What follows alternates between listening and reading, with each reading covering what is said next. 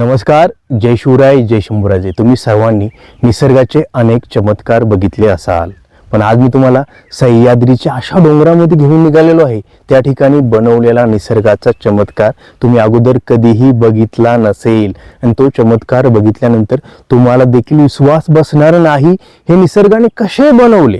कारण त्या ठिकाणी गेल्यानंतर आपल्याला मोठमोठे दगड बघायला मिळतात. त्या दगडांचा आकार एवढा भला आहे आणि असे दगड एकावर एक रचलेले आहेत. कारण पूर्वीच्या काळामध्ये कोणतेही आधुनिक मशिनरी नव्हत्या.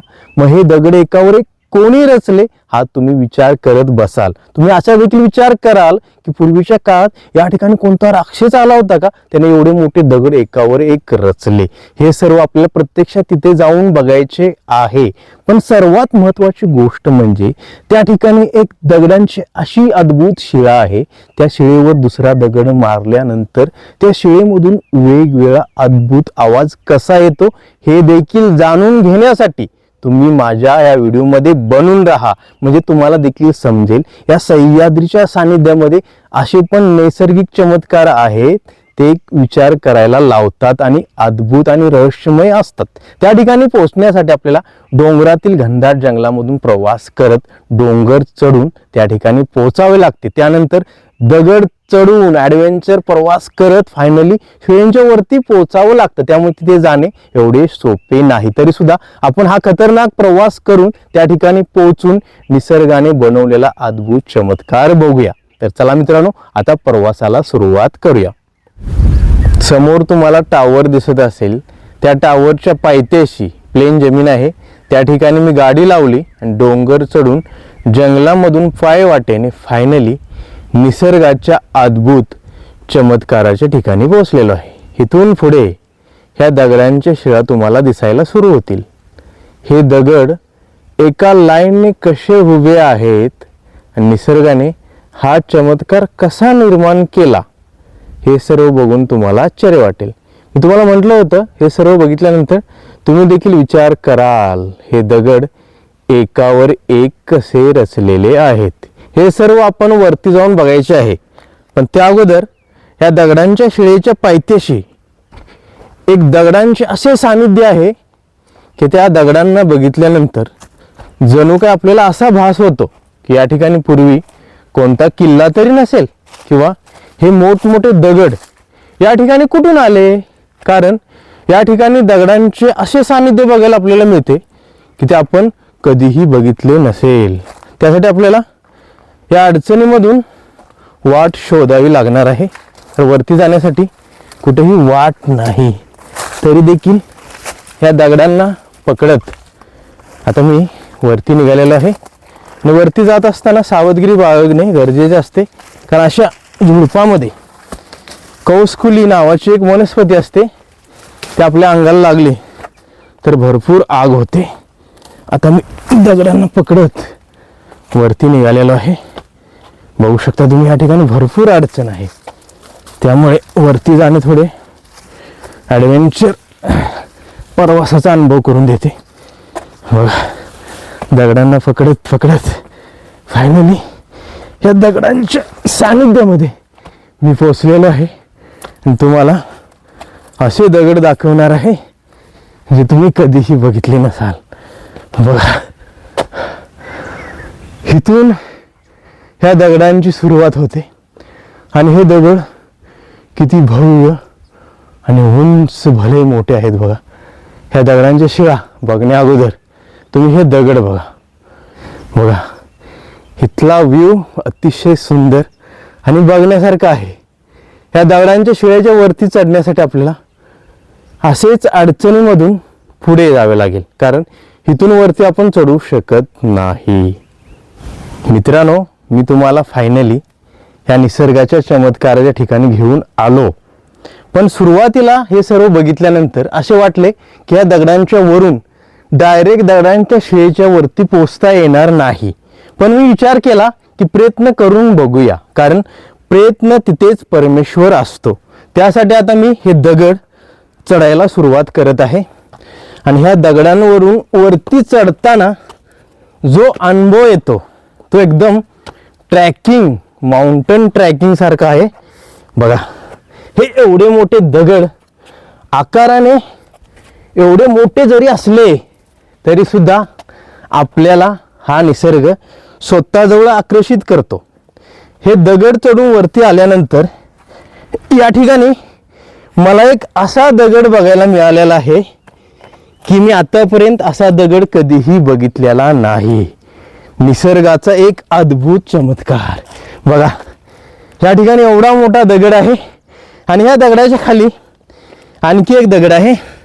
या ठिकाणी आपण बसून मस्त निसर्गाचा आनंद घेऊ शकतो आणि या दगडावर आपण झोपू पण शकतो. एवढा मोठा जागा ह्या दगडावर निसर्गाने बनवलेला आहे. आता आपण काय करूया, ह्या दगडांच्या वरून आणखी पुढे जाऊन ह्या दगडांच्या शिळेजवळ पोहोचता येते का बघूया. त्यासाठी या ठिकाणी भरपूर अडचण आहे. अडचणीमधून वरती जाण्याचा मी प्रयत्न करत आहे. आणि मित्रांनो, या ठिकाणी दगडांच्या मध्ये खूप मोठ्या फटी आहेत, घळी आहेत. त्या घळीमध्ये किंवा फटीमध्ये जर पाय गेला तर माणूस वरती येऊ शकत नाही. एवढ्या मोठ्या फटी आहेत. आणि मी विचार केला होता वरती जाण्याचा, पण माझ्या समोर या ठिकाणी एक दगडांची खूप मोठी घळ आहे. या घळीला क्रॉस करून वरती जरी गेलो तरी सुद्धा वरती सर्वत्र वेल आहेत, अडचण आहे. आणि सुरुवातीला मी तुम्हाला सांगितलं होतं, या वेलींच्या आतमध्ये कौसकुली नावाची एक वनस्पती आहे. त्याची कूस किंवा त्याचा कापूस आपल्या शरीराला लागला तर भरपूर आग होते. त्यामुळे एवढा खतरा घेऊन वरती जाणे शक्य नाही. जर गेलो तर दिवसभर शरीराला खाजवावं लागेल. त्यासाठी आपण आता दुसरा ऑप्शन निवडूया. ह्या डोंगराच्या पायथ्यापासून पुढे जाऊया आणि ज्या ठिकाणी या दगडांच्या शिळा निर्माण होतात तिथून वरती चढूया आणि वरून ह्या दगडांच्या शिळा बघूया आणि दगडांमधून येणारे वेगवेगळे अद्भुत आवाज जाणून घेऊया. आता मी या दगडांवरून खाली उतरत आहे. पण मित्रांनो, या निसर्गाच्या सानिध्यामध्ये आल्यानंतर आपल्याला एक गोष्ट शिकायला मिळते. निसर्गाचे चमत्कार किंवा सुंदर निसर्ग हे सर्व बघण्यासाठी ॲडव्हेंचर प्रवास हा करावाच लागतो. कारण सर्व गोष्टी एकदम साध्या आणि सिंपल तऱ्हेने आपल्याला मिळत नाहीत. त्यामुळे अशा खतरनाक ठिकाणी जर तुम्ही कधी आला तर सोबत कुणाला तरी घेऊन या. एकटी या ठिकाणी येऊ नका, कारण ह्या दगडांच्या फटीमध्ये पाय गेला तर तुम्ही अडकू शकता. मी एकटा आलो कारण मी या सह्याद्रीच्या सानिध्यामध्ये राहतो आणि माझं गाव पण अशा डोंगराच्या आतमध्ये आहे आणि लहानपणी आम्ही अशा दगडांमधून फिरलेलो आहे, चाललेलो आहे. त्यामुळे मला अशा ॲडव्हेंचर प्रवासांचा अनुभव आहे. पण तुम्ही माझा व्हिडिओ बघून असा खतरनाक प्रवास एकटे कधीही करू नका. सोबत कोणाला तरी घेऊन या. मग बघा या प्रवासामध्ये तुम्हाला किती मस्त आनंद येतोय. आता आपण डोंगराच्या पायथ्यापासून पुढे चालायला सुरुवात करूया, म्हणजे आपल्याला शिळ्यांच्या वरती पोहोचता येईल. डोंगराच्या पायथ्यापासून एक जनावरांची पायवाट आहे. त्या पायवाटेचा सहारा घेत मी आता ह्या दगडांच्या शिळेच्या वरती पोहोचणार आहे. पण इथून आणखी पुढे जाण्यासाठी आपल्याला ह्या दगडांचा प्रवास अनुभवावा लागणार आहे. बघा, इथून पुढे पण दगडच दगड आहेत. माणसं या ठिकाणी येतात आणि हे सर्व काही बघतात. त्यामुळे पायवाट निर्माण झालेली आहे. सुरुवातीला आपण ज्या ठिकाणी गेलो त्या ठिकाणी कदाचित जास्त माणसे जात नसावीत, कारण तिथे वाट नाही. इथून वरती जाण्यासाठी आपल्याला ही वाट दिसते, बघू शकता तुम्ही. इथून वरती जाण्याचा अनुभव कसा आहे. आणि मित्रांनो, एक गोष्ट सांगायची राहिली होती. ह्या घळीला बघितल्यानंतर माझ्या लक्षात आली, तुम्ही या ठिकाणी कधी आला, ह्या निसर्गाचा मस्त अनुभव घेतला आणि घेणे गरजेचे आहे. पण इथे येताना तुमच्या मौल्यवान वस्तू जसे मोबाईल, दागिने, कॅमेरे किंवा आणखी काही ते तुम्ही बॅगेमध्ये व्यवस्थित ठेवा आणि पाठीवर बॅग टांगून मगच वरती या. कारण ह्या घळीमध्ये जर काही पडले तर बाहेर काढणे खूप अवघड असते किंवा शक्यच नाही. कारण त्या घडीमध्ये उतरता येणार नाही. तुम्ही बघू शकता फायनली ह्या दगडांमधून चालत चालत हे शिळेंच्या जवळ आता मी पोचणारच आहे. आणि वरती चढताना चढ भरपूर असल्यामुळे दम भरपूर लागतो मित्रांनो. खालून ह्या दगडांमधून मी चालत चालत ह्या दगडांच्या शिळीजवळ पोचलो. आणि हे दगड आकाराने किती मोठे आहेत हे जवळ आल्यानंतरच आपल्याला समजते. खाली एक दगड, त्याच्यावरती एक दगड आणि त्याच्यावरती एक दगड. हे सर्व बघितल्यानंतर एक वेगळाच अनुभव आपल्याला अनुभवायला मिळतो. पलीकडे पण अजून काही मोठे दगड आहेत, पण माझ्यासमोर हा एवढा मोठा दगड आहे. हे सर्व बघून आश्चर्य वाटते. बघा खाली चौकोनी आकाराचा दगड आहे, त्याच्यावरती हा दगड आहे, त्याच्यावरती आणखी एक दगड आणि त्याच्यावरती आणखी एक दगड. म्हणजे दगडांची लाईन वेगळाच अनुभव आपल्याला अनुभवून देते. आणि हा दगड तळातून वरपर्यंत किती मोठा आहे बघा. हे सर्व कसे शक्य आहे हे आपण जाणून घ्यायचे आहे. मी तुम्हाला सर्व काही सांगणार देखील आहे. पण ह्या दगडांच्या सानिध्यामध्ये, ह्या दगडांच्या शिळेमध्ये वरती एक बसण्यासाठी जागा देखील आहे. बघा मला झूम करून दाखवतो. बघा या ठिकाणी आपण जाऊन बसू शकतो, पण त्या ठिकाणी जाता येणार नाही, कारण ह्या दगडांमधून वरती जाताना ग्रीप बनत नाही. आणि माझ्या मागे असे अनेक दगड आहेत, पण या ठिकाणी समोर तुम्हाला एक दगडांची शिळा दिसत असेल, त्यावरती पांढरे पांढरे डाग दिसत असतील. ते पर्यटकांनी, माणसांनी त्यावर दगड मारून मारून दगडांचा आवाज ऐकलेला आहे. आणि ही दगडांची शीळ किती भव्य आणि उंच आहे बघा. वरती सूर्य असल्यामुळे कदाचित तुम्हाला हे सर्व थोडे काळे दिसत असेल, कारण सूर्याचा प्रकाश डायरेक्ट कॅमेऱ्यावरती पडत आहे. आपण त्या दगडांच्या शिळेजवळ जाऊन ह्या दगडांमधून येणारा वेगवेगळा आवाज कसा येतो याचा अनुभव करून घ्यायचा आहे. पण त्या अगोदर मी तुम्हाला आणखी पुढे घेऊन जातो आणि दाखवतो की इथून पुढे गेल्यानंतर सुद्धा ह्या दगडांच्या शिळेंची लाईन कुठेपर्यंत पसरलेली आहे बघा. आणि वरती आल्यानंतर या ठिकाणी एवढी अडचण आहे की वरती जाणे शक्य नाही. तरीसुद्धा मी तुम्हाला दाखवण्याचा प्रयत्न करत आहे. बघा ह्या दगडांची लाईन किती भव्य आणि उंच आहे. आणि सर्वात मोठा चमत्कार या ठिकाणी आहे बघा. खालून 3-4 दगडांच्या वरती दगड आहेत, त्यावरती एक मोठा दगड आणि त्याच्यावरती एक दगड आहे आणि त्या दगडाच्या मध्ये गॅप आहे आणि त्याच्यावरती 2 दगड आहेत. हे कसे शक्य आहे हे जाणून घेण्यासाठी आपल्याला खूप आतुरता लागलेली आहे. पण आपण ह्या अद्भुत दगडांमधून येणारा आवाज ऐकूया. त्यानंतर मी तुम्हाला हे सर्व कसे निर्माण झाले हे सांगणार आहे. मित्रांनो, व्हिडिओच्या सुरुवातीला तुम्ही बघितले असाल, आपण खाली असलेल्या दगडांच्या सानिध्यामध्ये जाऊन सर्व काही बघितले. पण त्या दगडावरती मी एक दगड मारून बघितला, पण त्या भल्या मोठ्या दगडांमधून कोणताही आवाज येत नाही. एकसारखाच आवाज येतोय, पण तो एकदम नॉर्मल आहे, जसं दगडावर दगड आपटतो.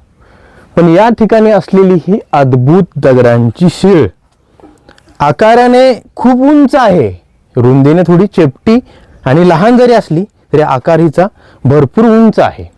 आणि ह्या दगडांच्या शिळेवर मारून आता आपण अद्भुत आवाजाचा अनुभव करून घ्यायचा आहे. पण मित्रांनो, तुम्ही या ठिकाणी कधी आला तर वरती येताना सोबत एक दगड घेऊन या हा आवाज ऐकण्यासाठी. कारण मी वरती आलो, मला वाटलं या ठिकाणी कोणताही दगड भेटेल, पण या ठिकाणी कोणताही मला दगड भेटला नाही. जे पण पर्यटक येतात ते सर्व दगड ह्या दगडावर मारतात, आवाज ऐकतात आणि दगड ह्या फटेमध्ये टाकून देतात.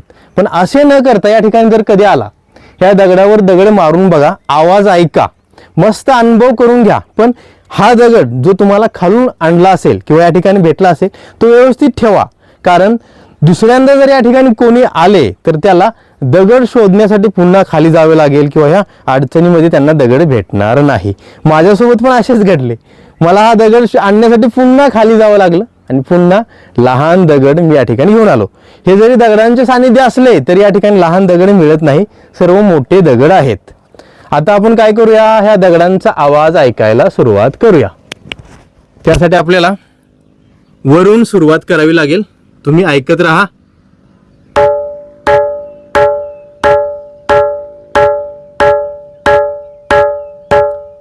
सर्वात वरती कसा आवाज येतोय तुम्ही ऐकलं.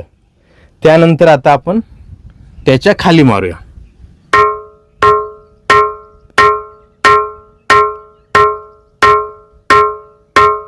खाली असा आवाज येतो. आणखी खाली बघूया कसा येतोय.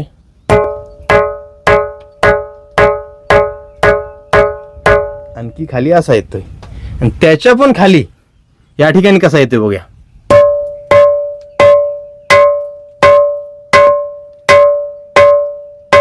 त्याच्या खाली असा येतोय. आणि सर्वात खाली आवाज ऐकण्यासाठी आपल्याला हा अनुभव करून घ्यायचा आहे.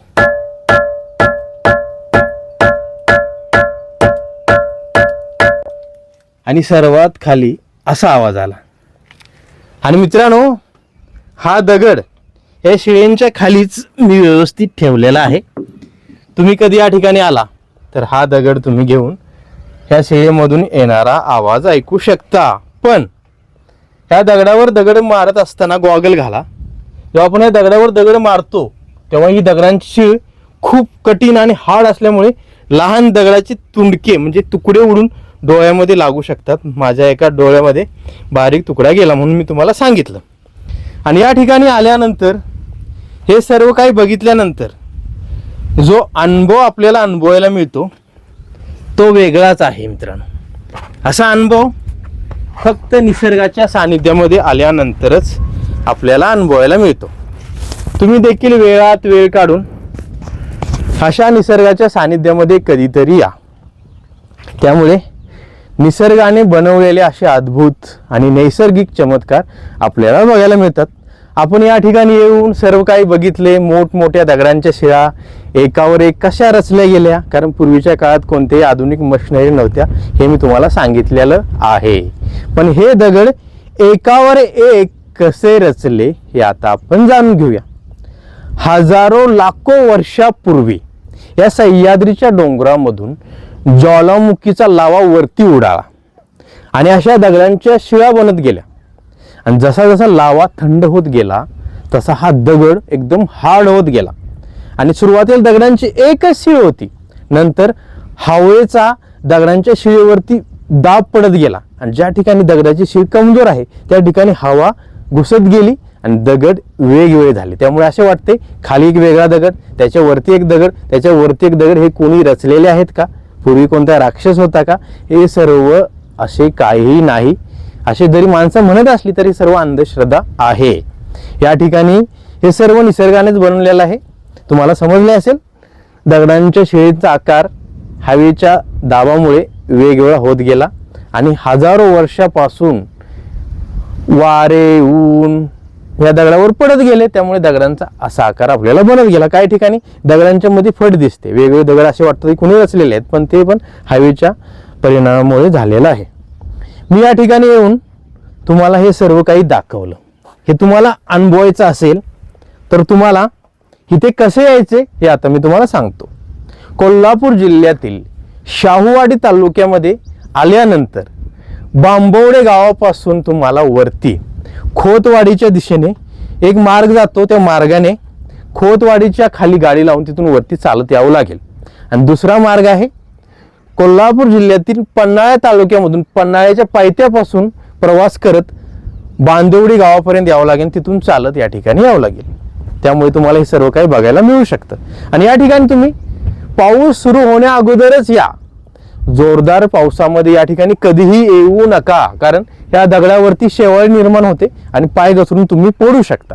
आणि सर्वांना एकच विनंती आहे, या दगडांच्या शिळेवरती चढण्याचा बिलकुल प्रयत्न करू नका. ह्या दगडांच्या शिळा कदाचित वाऱ्यामुळे हलून पडू शकतात आणि मोठे नुकसान होऊ शकते. यांना दुरूनच बघा, यांना कॅप्चर करा. असे क्षण आनंदाचे असतात आणि ह्या निसर्गामध्ये येऊन मस्त एन्जॉय करा. सर्व फॅमिलीला घेऊन या, कारण वरती येण्यासाठी थोडी अवघड जरी वाट असली तरी हळूहळू दगडांना पकडून तुम्ही या ठिकाणी येऊ शकता. आज मी या ठिकाणी येऊन तुम्हाला हे सर्व काही दाखवलं. हा निसर्गाचाच चमत्कार आहे, तुम्हाला प्रूफ करून दाखवलं. ज्वालामुखीच्या उद्रेकामुळे हे सर्व काही बनलेलं आहे. या ठिकाणी येऊन मी तुम्हाला हा व्हिडिओ बनवून दाखवला. हा व्हिडिओ तुम्हाला कसा वाटला मला कमेंट करून नक्की सांगा. आणि असेच नवनवीन मराठी व्हिडिओ बघण्यासाठी चॅनलला सबस्क्राईब करा, लाईक करा आणि बेल आयकॉन दाबून नोटिफिकेशन ऑन करा. पुन्हा भेटूया अशाच नवीन मराठी व्हिडिओ सोबत. धन्यवाद. जय शिवराय, जय शंभूराजे. नमः पार्वती पतये हर हर महादेव. छत्रपती शिवाजी महाराजांचा विजय असो.